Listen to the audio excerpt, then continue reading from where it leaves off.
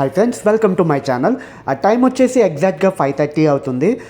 Office నుండి ఇంటికి వచ్చిన తర్వాత ఈరోజు మన తెలంగాణలో కాంగ్రెస్ గవర్నమెంట్ వచ్చి 1 year అయ్యింది కాబట్టి ట్యాంక్ బండ్ దగ్గర సెలబ్రేషన్స్ అయితే చేస్తున్నారట. సో ఒకసారి అయితే చూద్దామని నేను మా బ్రదర్ అయితే మేము ట్యాంక్ బండ్కి అయితే వెళ్ళిపోతున్నాము. కానీ మెహదీపట్నం నుండి ట్యాంక్ బండ్కి వెళ్ళేంత వరకు కూడా ట్రాఫిక్ జామ్ అయితే టూ మచ్గా ఉంది. 1 hourలో వెళ్ళాల్సిన జర్నీ కాస్త మాకు 2 hours అయితే పట్టింది. ఇక సిటీలో ఉన్న గవర్నమెంట్ ఆఫీసెస్ అలాగే బిల్డింగ్స్ అన్నీ కూడా విద్యుత్ కాంతులతో కలకలలాడిపోతున్నాయి. ఈ ట్రాఫిక్ వల్ల అయితే మా బైక్ ఊళ్ళో ఊరేగింపులాగా మెల్లగా కదులుతుంది. మేము వెళ్ళేసరికి ట్యాంక్ బండ్ దగ్గర మొత్తం ప్రోగ్రామ్ అయిపోయేటట్టు ఉంది. ఇక తెలంగాణలో కాంగ్రెస్ గవర్నమెంట్ అధికారంలోకి వచ్చి 1 year అయింది. అలాగే రేవంత్ రెడ్డి గారు కూడా సీఎం అయ్యి 1 year అయింది కాబట్టి ఈ సెలబ్రేషన్స్ అయితే చేస్తున్నారట. ఈ సెలబ్రేషన్స్ కి ప్రజాపాలన విజయోత్సవాలు అనే పేరైతే పెట్టారు. ఆల్మోస్ట్ ట్యాంక్ బండ్ దగ్గరికి అయితే మనం రీచ్ అయిపోయాము. అదిగో దూరంగా కనిపిస్తుంది కదా సచివాలయం. ఇక సచివాలయం కనిపించిందంటే మనం ఆల్మోస్ట్ ట్యాంక్ బండ్ దగ్గరికి వచ్చేసినట్టే. దూరం నుండి చూస్తేనే సచివాలయం చాలా కలర్ఫుల్ గా ఉంది. ఇదిగో ఇదే తెలంగాణ సచివాలయం. చూడడానికి అయితే చాలా బాగుంది కదా. ఈ సచివాలయాన్ని అయితే కొత్తగా నిర్మించారు. కేసీఆర్ హయాంలో అయితే ఈ సచివాలయాన్ని నిర్మించడం జరిగింది.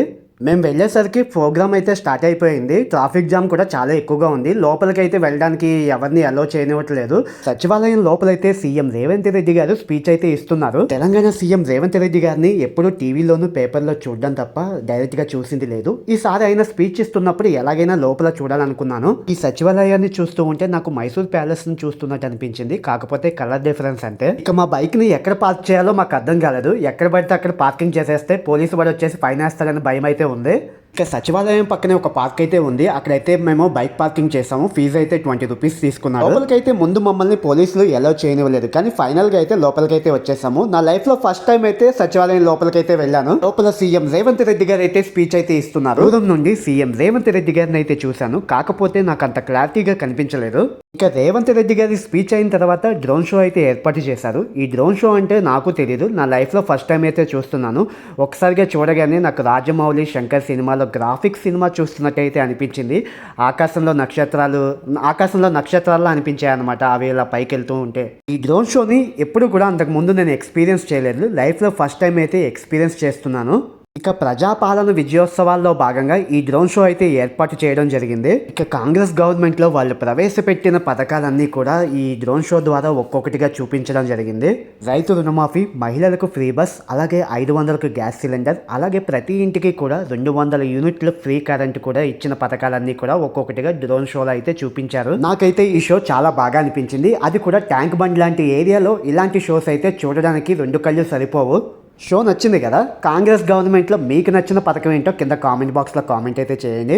షో అయిపోయిన తర్వాత అన్ని డ్రోన్స్ ఇలా కిందకి దిగుతూ ఉంటే ఆకాశంలో నక్షత్రాలు కిందకు వచ్చినట్టు కనిపించాయి. ఇక లాస్ట్ అండ్ ఫైనల్గా కూడా బాణసంచ అయితే పెద్ద ఎత్తున కాల్చారు. ఆ బాణసంచ వెలుగులు హుసేన్ సాగర్ నీటిలో రిఫ్లెక్ట్ అవుతూ ఉంటే చూడడానికి అయితే చాలా బాగుంది. కాంగ్రెస్ గవర్నమెంట్ అధికారంలోకి వచ్చిన ఈ ప్రజాపాలన విజయోత్సవాల్లో భాగంగా అయితే చాలా కార్యక్రమాలు అయితే ఏర్పాటు చేశారు.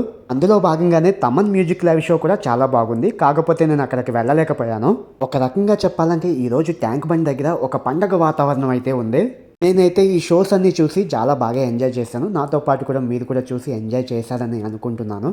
ఇది భయ్య ఈ వీడియో కనుక మీకు నచ్చినట్లయితే నా ఛానల్ని సబ్స్క్రైబ్ చేసుకుని లైక్ చేసి షేర్ చేసి బెల్ ఐకాన్ని క్లిక్ చేయడం మాత్రం మర్చిపోవద్దు. Thank you so much.